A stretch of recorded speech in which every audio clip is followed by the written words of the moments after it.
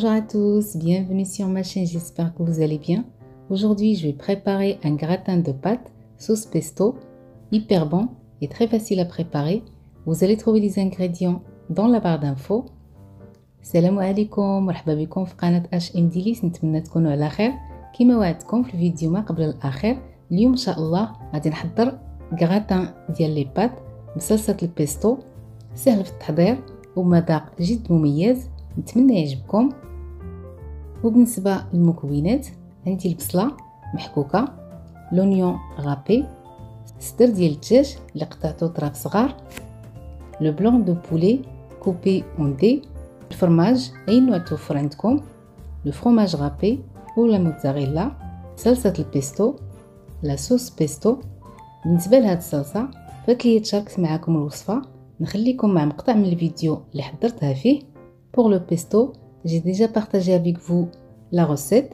Je vous laisse avec un extrait de la vidéo. D'abord, غادي نحضر الصلصة. Je vais préparer le pesto. عندي تقريبا 80 غرام ديال فرماج البارميزان، 80 غرام دو بارميزان، 2 رشات ديال الملح، 2 بانسي دو سيل، شويه ديال الابزار، un peu de poivre. عندي الحبق تقريبا 50 غرام، 50 غرام دو بازيليك، نص كاس ديال زيت الزيتون، لويل دوليف، وعندي حبات الصنوبر تقريبا 2 معالق كبار، 2 grandes cuillères de pignon de pain que je vais torréfier un petit peu. غادي نحمر واحد شويه الحبات ديال الصنوبر، وفي واحد الماكينه غادي نوضع المكونات كاملها وغادي نطحنهم. Dans un mixeur, je mets tous mes ingrédients. Je mixe. نطحن هاد المكونات مزيان حتى نحصل على صلصة. هاد الصلصة هادي إيطالية الأصل، لذيذة بزاف، كما شفتوا معايا المكونات ديالها صحية ونقدروا نستعملوها في بزاف ديال الوصفات. نرجعوا للفيديو ديالنا. ودابا غادي نحضر الدجاج. Je vais préparer le poulet. في واحد المقلة وضعت زيت الزيتون. Dans une poêle, j'ai mis l'huile d'olive. نضيف البصلة. Je rajoute l'oignon, الملح، le sel، الإبزار، le poivre. نخلط هاد المكونات مزيان. Je mélange les ingrédients. نضيف الدجاج. Je rajoute le poulet.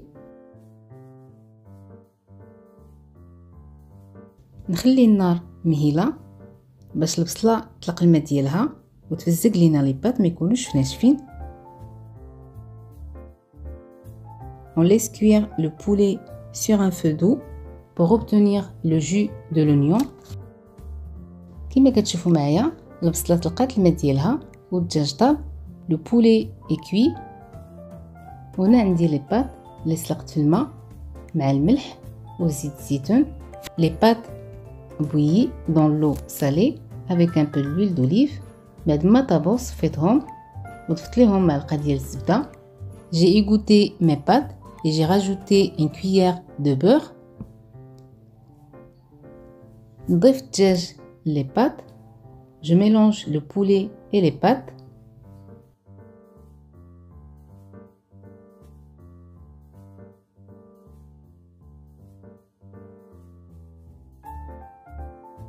نضيف لهم الصلصه ديال الحباق. جو راجوت لو بيستو. بالنسبه للكميه اللي غتضيفوا ديال الصلصه كتبقى على حساب الذوق ديالكم. pour la quantité de pesto reste selon vos goûts. هاد الصلصه هادي في الاصل المكونات ديالها كيتمعكوا في واحد المهرز مكون بعد مكون، والنتيجه كتكون احسن من الطحان الكهربائي.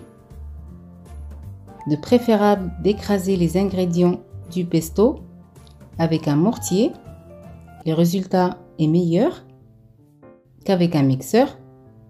ونستمر حتى تخلط ليا البيستو مع لي بات. وفي هذه المرحله هذه تقدروا تقدموا الطبق ديالكم كيجي رائع. Vous pouvez servir vos pâtes à ce stade, c'est très bon.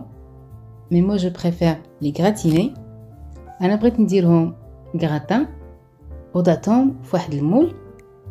Je mets mes pâtes dans un plat à gratin. وخديت كاس الكريمة السائلة، تقدروا تعوضوه بالحليب. Un verre de crème fraîche, il peut être remplacé par le lait. جوج ديال البيضات، 2 œufs والفرماج الفرomage. خلطت البيض مع الكريمة والفرماج. Je mélange les œufs, la crème et le fromage.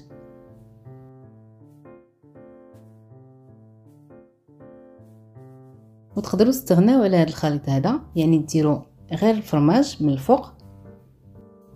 Vous pouvez mettre que le fromage sur les pâtes.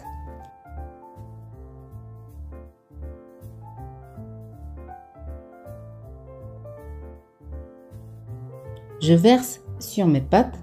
نضيف الخليط على لي بات ديالي.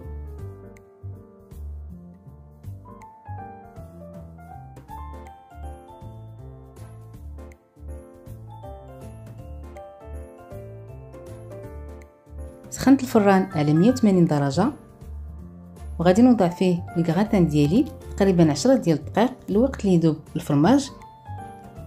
J'ai préchauffé le four à 180 degrés. Je vais enfourner mon gratin à peu près 10 minutes.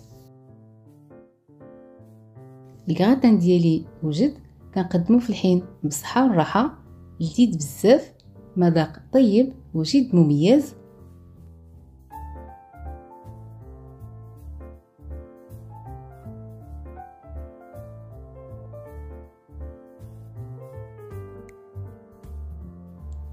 إلا عندكم شي واحد من العائلة ما كيعجبوش لي بات، جربوهم بهذه الطريقة، أكيد غادي يعجبوهم. Mes pâtes sont prêtes, très délicieuses. Une crème très onctueuse, très douce.